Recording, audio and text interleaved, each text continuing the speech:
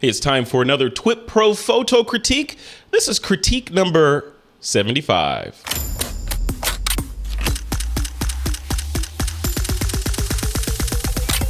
This is TWiP.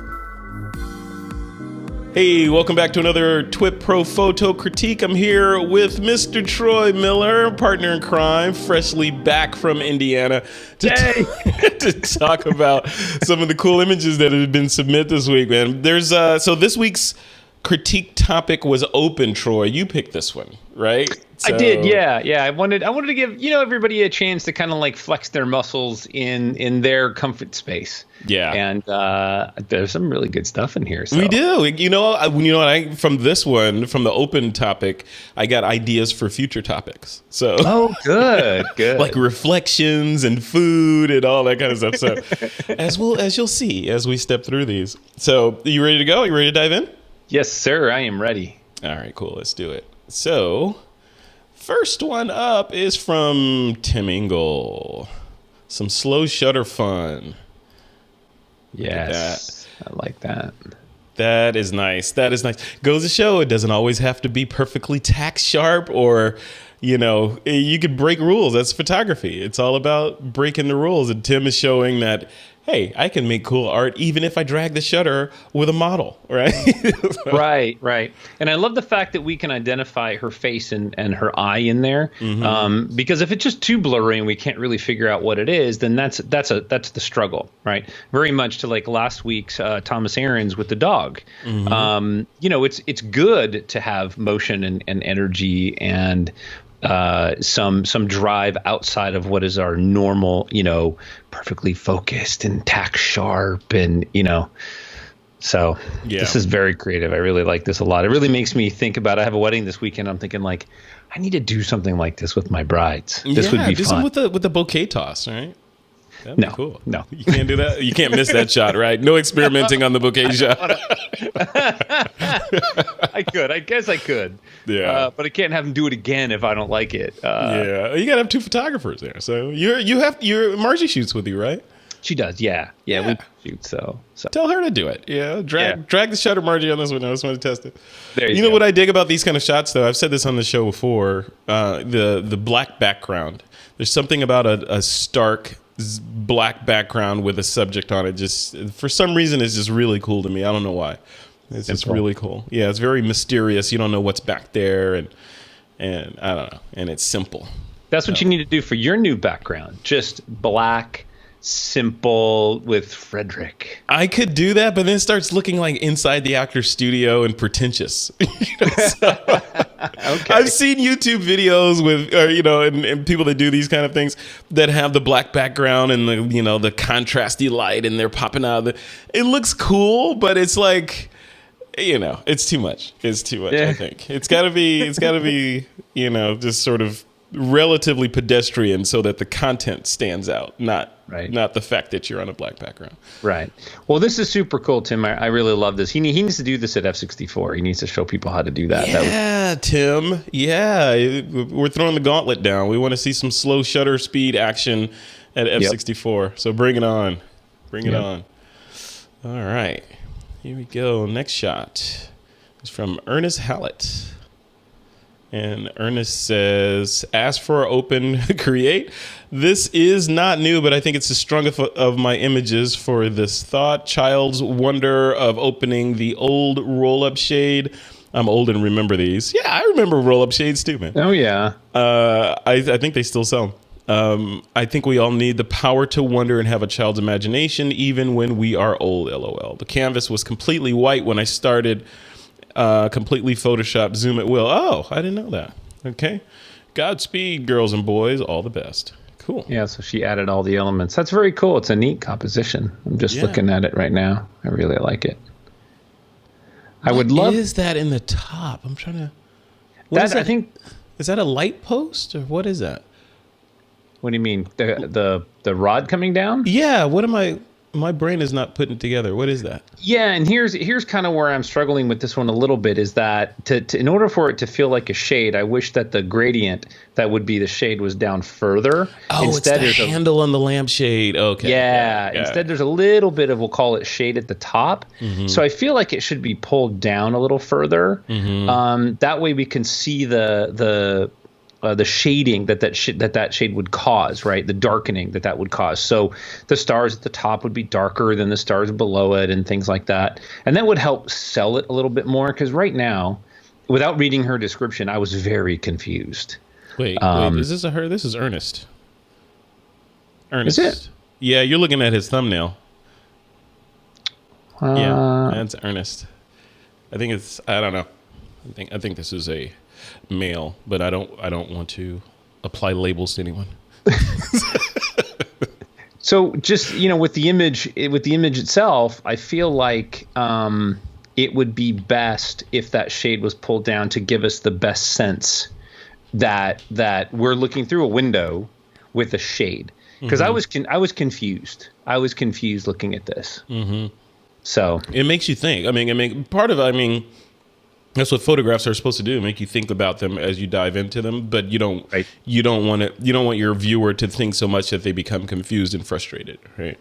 Right. But I love the story, and I really like the idea behind, a child's imagination and opening up the shade and looking out the window, because that's what we do. We always look to the future and kind of dream, and I think this has that element to it. So perfectly fit the open category too, because I don't know what category this would fit in. Right. Fantasy, I don't know, maybe. Yeah, that's true. Digital artistry, that kind of thing, like open.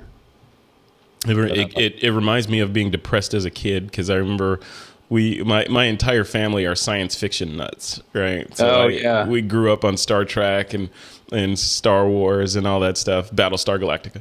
And I remember thinking when I was a kid, one day I'm going to go, we're going to, establish an orbit around a distant planet and get down to the surface and look around. And then as you go through school and study astrophysics and all that, you realize you're never going to get anywhere. And in fact, the stars that you're looking at right now may not even be there anymore. Right. Right. You could spend all the millions of light years getting there if you could somehow figure that out, and you get there and there's nothing left. There's a burnt out husk or something. Right. Absolutely. Yeah. But what a great image. What a great creation. Cool shot though. I love the colors in this. That blue and it's all generated, right? Correct. The canvas was white when he started it, and completely in Photoshop. Nice. Lovely. All right, Peter Levshin is next. I've heard of that guy. And Peter says, Canon 5D3 24-70. This was taken at Memento Park in Budapest, where communist statues are laid to rest. Very creepy place. Let's take a look. Yeah, I want to know more about that description. Is it like a park where they took old communist statues and they put them there, and you can walk around and see what they used to, I don't. Or is it just Peter being Peter with his slightly left of center sense of humor? Yeah, we need to know, Peter. Yeah, fill us in, Peter. Well, what do you think of the shot overall on its standalone merits without the caption? I really dig it. And at first, I was kind of bummed that there was this big, power line tower in the background, and then I thought, well, what a neat sort of dichotomy between the two, right? Like there's these parallels. Like here's this huge, gigantic man-made object in the back that some of us kind of shun. Like I don't want that in my photo. And then there's this piece of art in the foreground that's this man-made, object that they're both kind of like symbols of the same thing. So yeah, two different kinds of power, right? Right. Yeah. There you go. Yeah. I think that's where you're going with this, Peter. I'm going to say. So. Yeah. I mean, I like the lighting that's on there. I know it's natural light, so it's, the time of day kind of thing.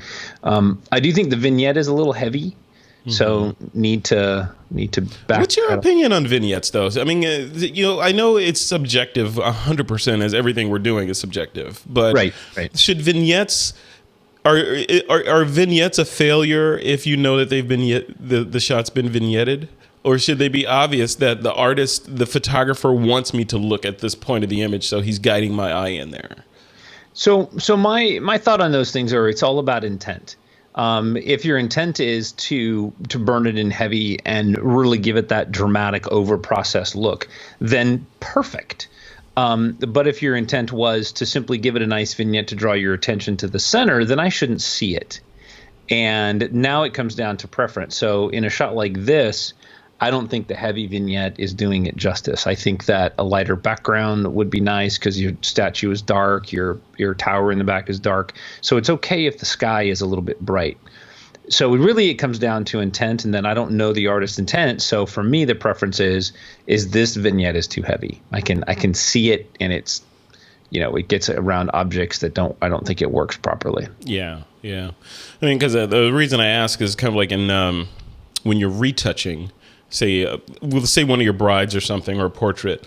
When you're retouching, the sign of failure is if someone says, Troy, wow, you did a really good job retouching this photo. Yeah. I only see a couple chicken tracks, or exactly. Only repeats itself 4 times. You usually get like 6 or 7. Exactly. You're like a burglar leaving a business card behind by accident. Yeah, I was here. Exactly. Well, cool. Yeah. All right, Peter Levshin, thank you for that, man. Yeah, very cool. All right, next up is Kai Groddert, and Kai says, perfect composition, still life. I dig this shot, man, and the one of the main reasons is I like this muted, sort of washed out color palette. I'm on this sort of learning DaVinci Resolve tangent, and one of the things I'm diving into right now is LUTs, or lookup tables for video, and how you can, if you shot in a sort of a log or raw format, you can do this kind of thing in video. So looking at this, I was thinking, wow, this is really interesting from the standpoint of the color palette he chose, but also the fact that it's muted, and it's not necessarily like a lot of food or Instagram photos we see are just bright and crisp, and clarity cranked up a little bit, and saturation cranked up just a little bit, a vignette thrown on there, and then it looks delicious, right? This one is almost the opposite. It's flat, and it's intentionally and unapologetically flat. Plus, that square the square of the plate is slightly off kilter. So right. I wonder if he did that on purpose, just to mess with my OCD, because my brain wants it to be straight and parallel with the sides of the frame, but it's slightly off. The only negative I would throw in here is I probably would have retouched out that scratch on the just right next to the fork on the right side. Yeah, absolutely. Yeah, but because it's just distracting, right? And there's no reason for it to be there, and it's a quick clone job. What do you think? Yeah, I mean, everything you said is absolutely true in my mind as well. I do wish that the distance on the left was cropped to be the same distance as on the bottom. Right. I mean, maybe it's a matter of balance in there somewhere to get that object more in the middle, but I feel like there's too much space on the left, and I would just spend some time cropping that to see. And then my only other nitpick, and it's a fine nitpick, is there's a texture near the scratch, or on the lower right fork. There's a texture that looks like on the table. Mm-hmm. I kind of wish that texture was everywhere. So I had because the left side of the plate feels to me like it's floating in space. There's not a solid background for it to be sitting on like a table. My mind would say, oh, it's a table. It's on like a old diner table with that texture, or that that sort of linoleum type top. So I just wish there was a little bit of a texture around the background of the plate, so it felt like it had an object to sit on. Yeah. I think that Kai probably intentionally, not only did he turn the plate, but he added those crumbs in just exactly the right place. He did with some tweezers. Yeah. Yeah.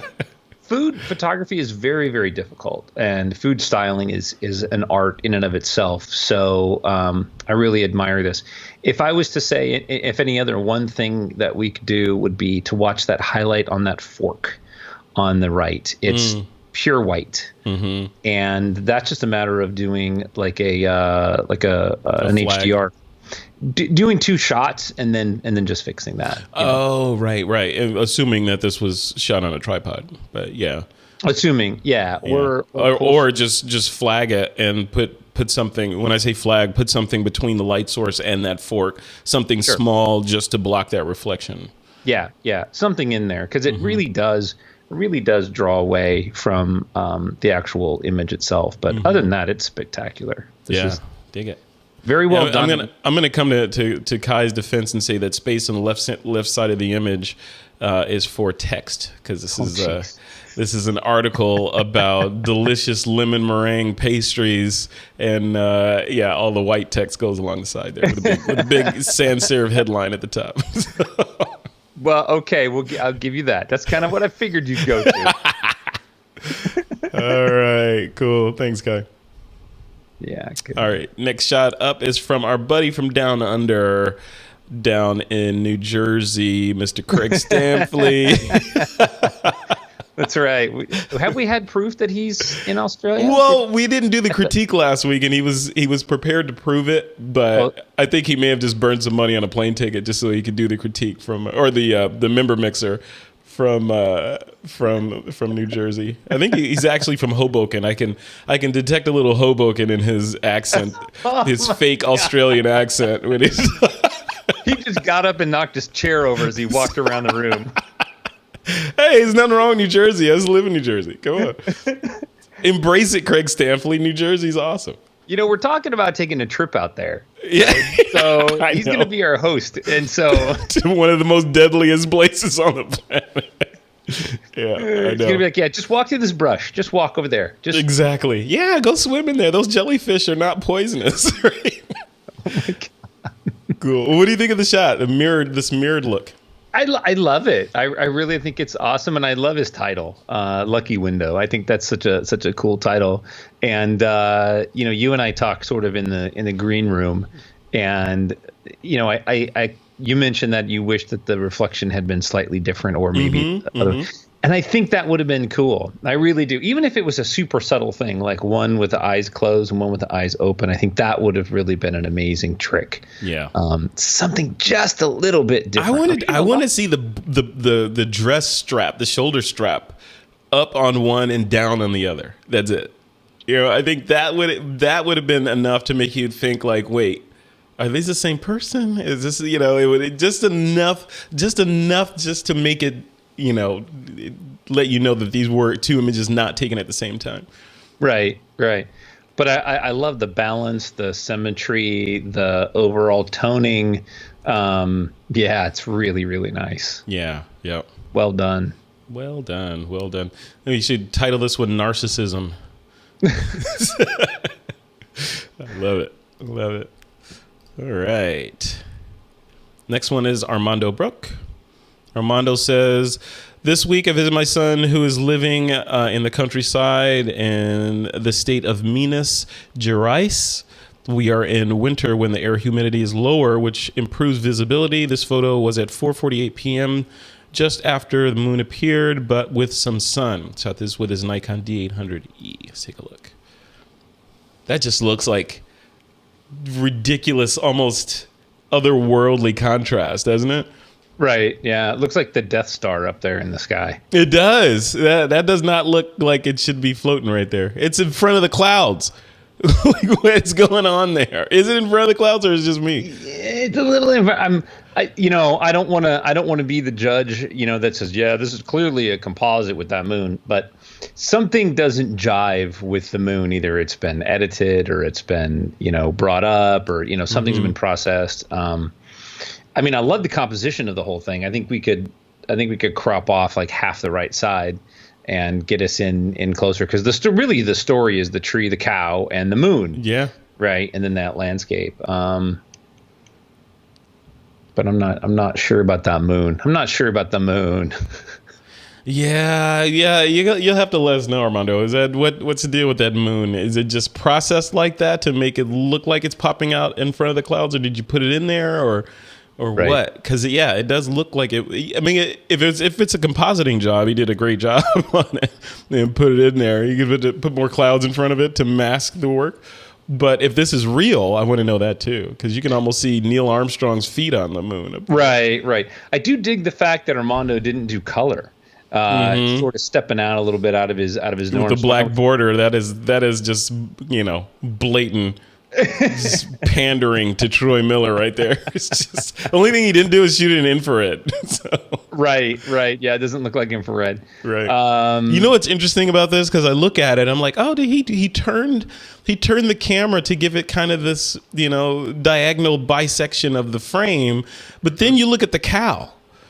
Like the cow's legs are vertical. So this was a hill growing like that, which had a tree. Normally trees grow straight up and down. Why is that tree growing growing perpendicular to the ground when the cow looks like it's leaning against the right. My brain is like going crazy trying to figure this out. I know. You know, it would be really cool, and whether the moon was added or not, or the moon was in that spot or not, I think it would be good to move the moon all the way over to like the top right corner, bring it in, maybe a couple inches on either. So you create this triangle between the moon being over on the far right and then the cow and then the tree, and crop that in a little bit tighter. And you'd have a really interesting Escher-esque type composition because of all the leaning angles of the tree and the slope of the ground, and even the fence posts are not vertical, you know? Right. But the cow's legs are vertical. So what's going on? Now you see why my brain is struggling. I saw the diagonal, I saw the cow's legs, I see the tree and the fence posts are correct. And then there's that moon up there that we have questions about. So it's at the very least, we're spending a lot of time trying to figure out this image, right? So it's a success. It's a success. Yeah, absolutely. That's what I was going to say. It's working. It's entertaining the brain. It's keeping us interested. So yeah. Dig it. Cool. All right. Armando. Thank you, sir. All right, Michael DeRay is up next, and Michael DeRay says, after some deliberation, I deleted the photo that I submitted for the critique a few days ago. After reading the comment from Juan, which I did appreciate, by the way, I realized that getting the subject to smile and using the rule of thirds is in no way my MO. This is my MO. Thank you, Juan Acosta, for helping me see the light. Look at that. Yeah, it's very cool. I wish I'd love to see what the other image was, just out of curiosity. Put the other image in the comments so we can see what you ultimately ended up on and where that came from. This is what I felt like after moving all weekend, by the way. In fact, I think I was in this position at one point. Yeah, I can. Yeah, this is what I felt like after traveling, and I'm not. This wasn't even like a huge travel, so. Oh, I think I'm just kind of playing with the crop. I'd really love to crop the top down a little bit and create a little bit more tension in there. But overall, the couch is centered, which I love, and all the boxes in the foreground are great. The toning, the handling of the black and white is fantastic. So this is, the cool thing about an image like this is that we can all relate to this. Absolutely, 100%. Yep. No, I like it. I like this a lot. I want to see the other one though. I want to see the one that you submitted and then retracted, and so we can put some context around your reasoning. Yeah, and also it's also part of our journey as an artist, right? Is to create an image and then decide like maybe this isn't where I want to go. That's as important as creating the image that we really wanted to in the first place, because it's the journey sometimes, and it can be helpful for everybody to see that. So I love the idea of that. Yep. Great cool. Image, Michael. All right, Mr. DeRay. Thank you, sir. Next shot is from Joshua Sommerfeld. What's up, Joshua? Joshua says, a young yellow garden spider from my recent walk in Finney Swamp in Augusta, Georgia. She built her web over the water, so I had to use a 150 to 600 millimeter to get her. Wow. Yeah. Let's see how sharp this is. It's sharp. This is at 500 millimeters, he says. Wow, look at that. Damn. Well, shallow depth of field and a lot of compression, that helps a lot. So I do not want to see that in my bathtub. These are the coolest spiders. There's those two words do not go together. Coolest and spider. Sorry. So cool. Josh, if you can, post the color image of this too, because they're a bright yellow and then the black. And they're just beautiful, and they're just so neat. I love these spiders. These spiders are great. Yeah, I'm glad they're not in my backyard, though. What's the love about this spider? I mean, why like what? I just love the simple color pattern and the shape and the size of their body and everything. It's a very non-normal house spider kind of thing. And they make these really, really cool webs, and they put that little woven Z pattern in them. There's a name for that. I don't know what it is because I'm not a specialist, but they're awesome. And they're harmless. They won't hurt you. They'll freak you out. Yeah. No. Yeah. I'm moving on. Good shot, though. I like this. Yeah. Joshua, you need to do a podcast or a YouTube show on your adventures with deadly creatures. Because weekly, it's an alligator, it's a spider, it's a snake. I mean, Joshua's like the crocodile hunter out there. Yeah. No, I love these. These are great. Yeah. Lovely. Very cool. All right. Next up is Eric Pronsky. And Eric says, Mariachi. I was in San Miguel de Allende, Mexico this week, and I took this street image of a mariachi band playing for the public in the square in front of the La Parroquia Church. I was sitting low so that I could hopefully get a good shot of the band with the historical church in the background. The image is uncropped. I would have preferred more of the church on the left side of the image in view, perhaps the guitarist's face, and a little bit more over towards the church, but this was a quick candid street shot. Your thoughts on this? This was with his A7R3 with a 35mm prime. Let's take a look. I can almost hear that mariachi music playing. Yeah. Yeah. I think it's great. I love seeing the church in the background. Like, it would be neat to see a little bit more of the guitar player in the lower left.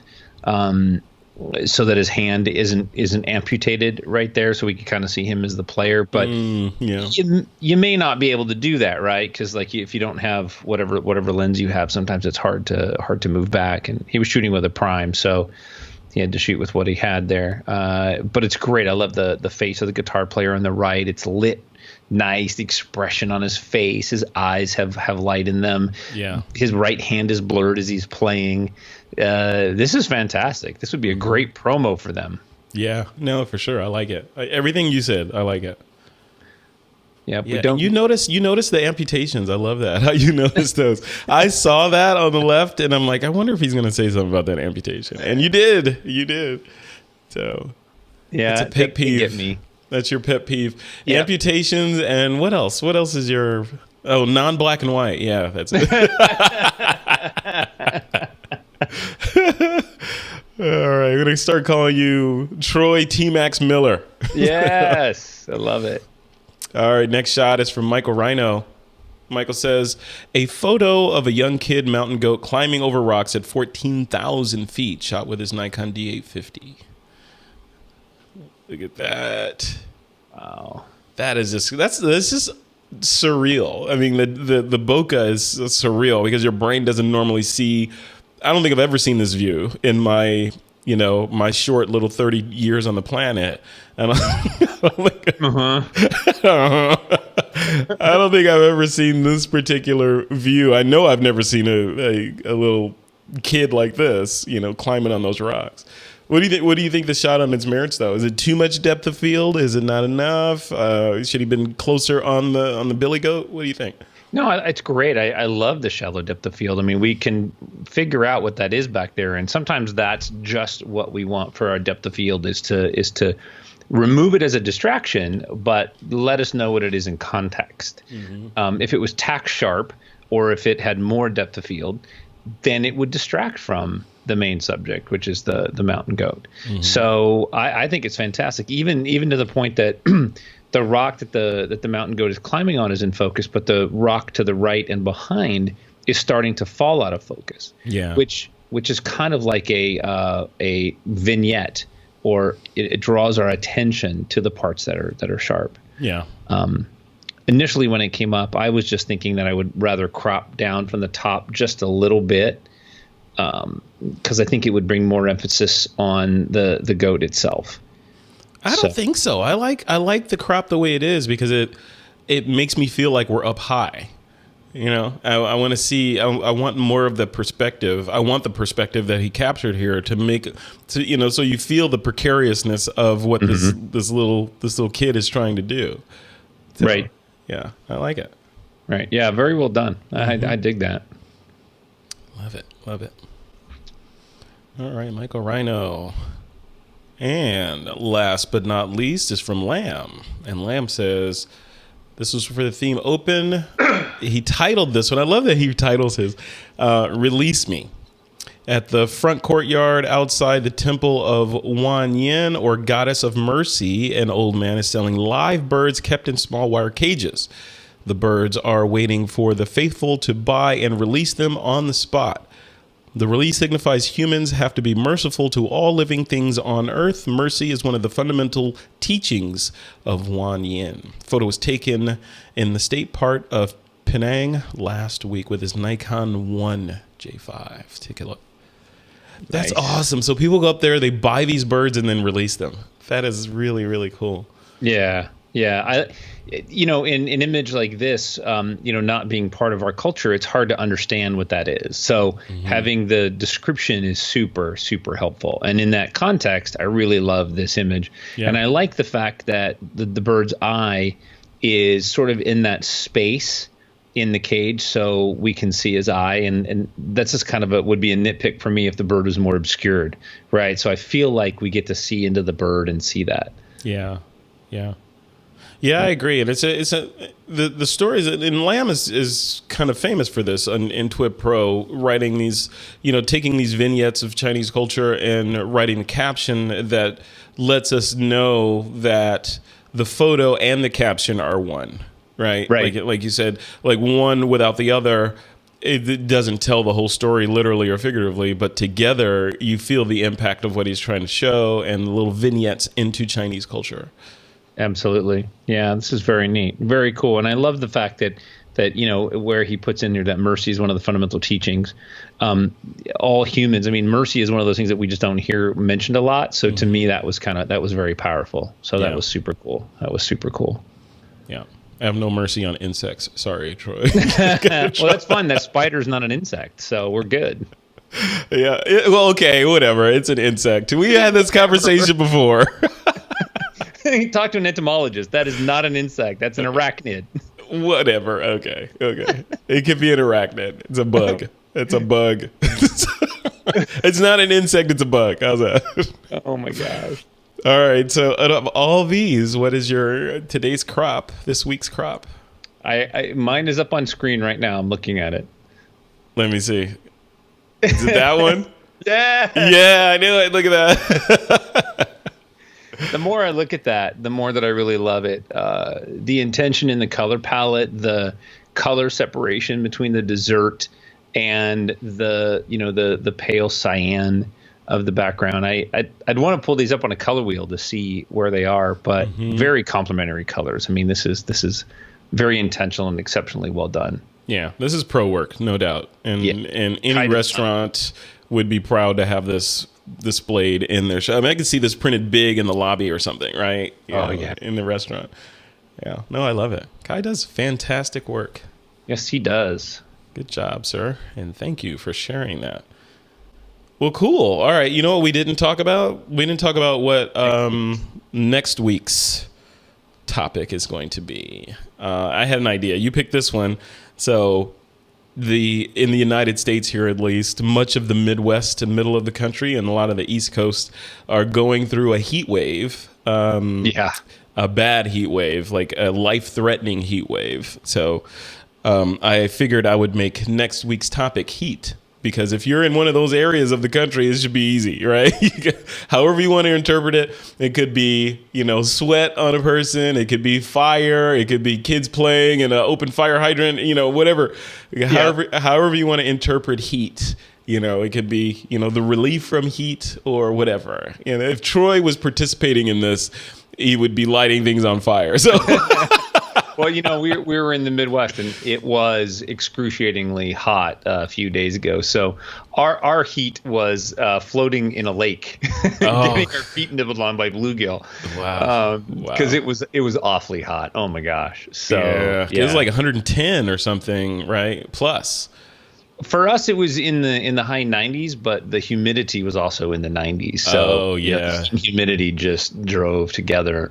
You guys are broiling out there. So many cool interpretations for heat, though. Everything from photographing it directly to doing composites like Ernest has been doing. So interested to see what we get with heat. I have a feeling Stephen Scharf is going to participate. He's going to put in something that has to do with radiation, because everything is giving off some sort of radiation, right? So, Right. And heat is just faster moving molecules than, cooler. So that's interesting. Yeah, that would be fun. I know a guy that did a shot of some ice cubes on fire. Do you remember that? I do remember those, yes. Yeah. So feel free to submit one of those if you want, Troy Miller. So. Okay. All right. Ice cubes on fire. Yeah. Flaming ice cubes. All right, but cool. Yeah. So anyway, you guys want to interpret the word heat, feel free to do that. Submit those images. And we'll review them. We will review them, tongue-tied, next week. I'm not sure what the following one will be, but this one is definitely heat. Any closing thoughts before we wrap this up, Troy? Go register for F64. Come out and see us August 17th. There you go. It's going to be fun. Yeah, lots of amazing instructors are going to be there. I just got sponsorship today from Kingston, who sent us 128 gig SD cards and card readers for everybody who attends. I know, it's rad. It's like, hey, does the keynote speaker get one of those? I mean, come on, I don't know. We'll have to wait and see. You get no love, none. All right, Chris Berry, if you're going, watch your card reader, because it may find its way into my camera bag. Just saying. All right, well, cool, man. Well, thanks again. I'm glad you made it back to the left coast safely. Yeah. And next week, get ready to discuss some heat-related photos. Looking forward to it. All right, thanks, Troy. See you later. All right, buddy. Take care.